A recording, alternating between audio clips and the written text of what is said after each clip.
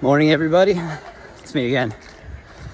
Today, I wanted to make a short video while I was doing one of my favorite pastimes, running. In China, exercising is like a huge thing.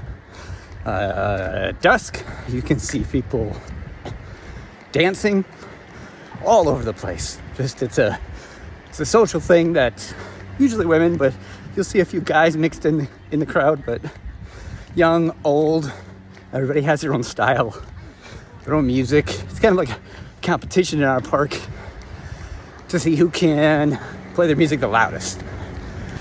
Most neighborhoods in China have like this fortified wall around the community. So it's kind of like a private space, but it's so dense, it's semi-public. So we have these security gates, and there's security guards there. They're really friendly. They're more like the concierge at a hotel, or like you know, a doorman. Like if you lived in New York City, you'd have a doorman that would kind of, regulate who comes in.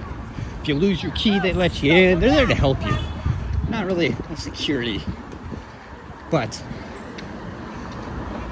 I feel like I'm really a rich guy living here in China. I run around the perimeter of it, and it's 1 mile almost exactly. And there are about 50,000 people that live on one block.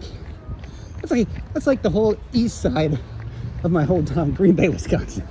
It's just a really dense area.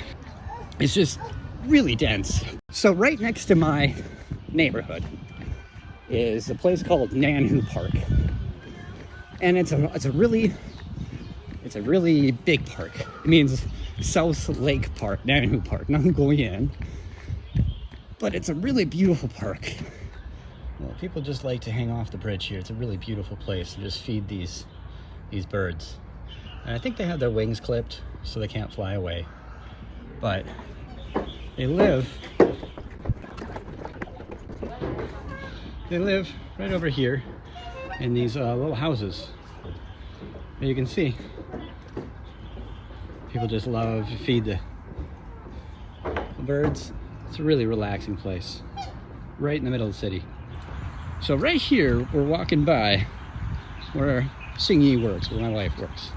This is an international school, right?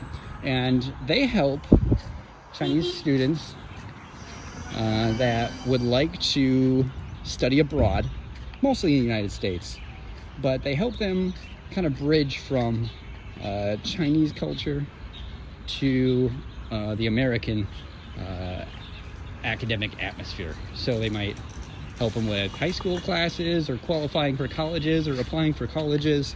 But there's dorm rooms like on the 3rd floor there. There's a library. There's some offices where my wife works, but this is right inside the park.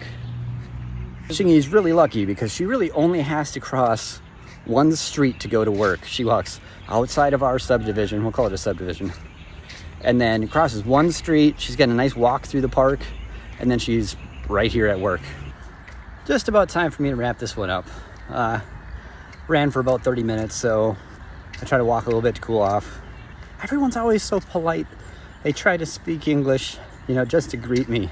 I find it really nice that people, strangers, I've got the Laowai, the foreigner look to me, that people will just say hello out of the blue, just for no reason. There's hello, and I try every time, and at least say hello back. I can do it. I'm gonna meet Xingyi as she gets done with work.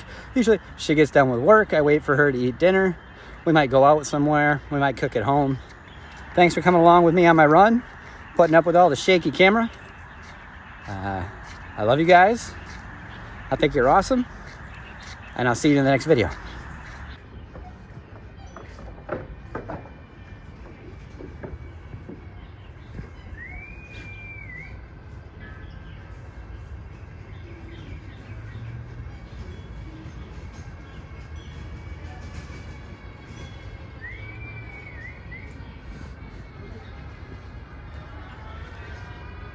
Can't forget about the train here. There's a train, mostly for kids. It kind of takes you around the park. We've never taken it, but we've never taken it.